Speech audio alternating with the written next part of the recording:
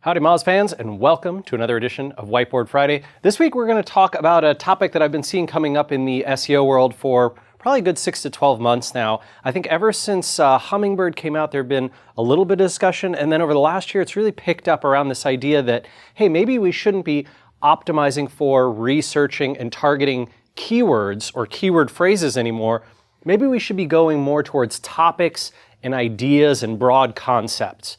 And I think there's some merit to the idea, and then there are folks who are taking it way too far, moving away from keywords and actually losing and costing themselves so much search opportunity and search engine traffic. So I'm going to try and describe these two approaches today, kind of the old school world and this very new school world of concept and topic-based targeting, and then describe maybe a third way to combine them and improve on both models. So, okay, in our classic keyword research on-page targeting model, we sort of have our SEO going, yeah, which one of these should I target, right? And he's thinking about like best times to fly. He's running a travel website, best times to fly, and there's a bunch of keywords, and he's checking the volume and maybe some other metrics around best flight times, best days to fly, cheapest days to fly, least crowded flights, optimal flight dates, busiest days to fly. Okay, bunch of different keywords.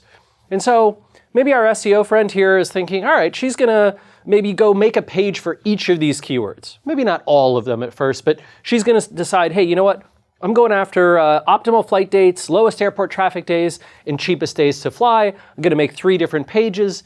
Yeah, the content is really similar. It's serving a very similar purpose, but that doesn't matter. I wanna have the best possible keyword targeting that I can for each of these individual ones. And so maybe I can't invest as much effort in the content and the research into it because I have to make these 3 different pages. But you know what? I'll knock out these 3, I'll do the rest of them, and then I'll iterate and add some more keywords. That's pretty old school SEO, right? Very, very classic model. Newer school, a little bit of this concept and topic targeting. We get into this world where folks go, you know what? I'm going to think bigger than keywords. I'm going to kind of ignore keywords. I don't need to worry about them. I don't need to think about them. Whatever the volumes are, they are. If I do a good job of targeting searchers' intent and concepts, Google will do a good job recognizing my content and figuring out the keywords that it maps to. I don't have to stress about that. And so instead, I'm going to think about, I want to help people who need to choose the right days to buy flights. And so I'm thinking about, days of the week, and maybe I'll do some brainstorming and a bunch of user research, and maybe I'll use some topic association tools to try and, broaden my perspective on what those intents could be. So days of the week, the right months, the airline differences, maybe airport by airport differences, best weeks. Maybe I want to think about it by different country, price versus flexibility. When can people use miles, free miles to fly versus when can't they?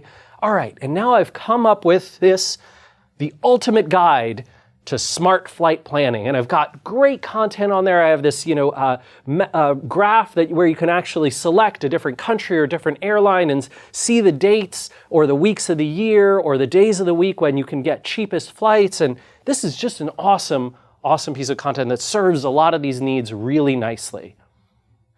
And it's not going to rank for crap.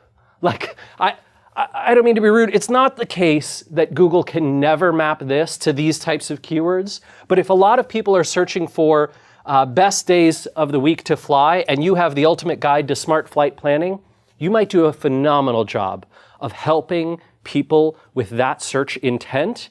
And Google is not going to do a great job of ranking you for that phrase. And it's not Google's fault entirely. A lot of this has to do with how the web talks about content. A great piece of content like this comes out, maybe lots of blogs pick it up, news sites pick it up, you write about it, people are linking to it, and how are they describing it? Well, they're describing it as a guide to smart flight planning. And so those are the terms and phrases people associate with it, which are not the same terms and phrases that someone would associate with an equally good guide that leverage the keywords intelligently. So my recommendation is to combine these two things, right? In a smart combination of these techniques, we can get great results on both sides of the aisle. Great concept and topic modeling that can serve a bunch of different searcher needs and target many different keywords in a given searcher intent model. And we can do it in a way that targets keywords intelligently in our titles and our headlines, our subheadlines, the content on the page, so that we can actually get the searcher volume and rank for the keywords that send us traffic on an ongoing basis. So I take my keyword research ideas and my tool results, right, from all the exercises I did over here. I take my topic and concept brainstorm, maybe some of my topic tool results, my user research results, and I take these and put them together in a list of concepts and needs that our content is going to answer, grouped by combinable keyword targets. I'll show you what I mean with the right metrics. So I might say my keyword groups are, there's one intent around best days of the week, and then there's another intent around best times of the year.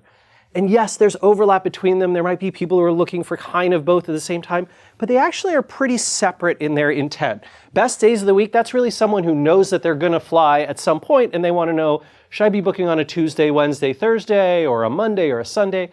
And then there's best times of the year, someone who's a little more flexible with their travel planning and they're trying to think maybe a year ahead. Should I buy in the spring, the fall, the summer? What's the time to go here? So you know what? We're going to take all the keyword phrases that we discovered over here. We're going to group them by these concept intents, like best days of the week could include the keywords best days of the week to fly, optimal day of week to fly, weekday versus weekend best for flights, cheapest day of the week to fly, best times of the year. That keyword group could include words and phrases like best weeks of the year to fly, cheapest travel weeks, lowest cost months to fly, off-season flight dates, optimal dates to book flights. These aren't just keyword matches. They're concept and topic matches, but taken to the keyword level so that we actually know things like the volume, the difficulty, the click-through rate opportunity for these, the importance that they may have, or the conversion rate that we think they're going to have.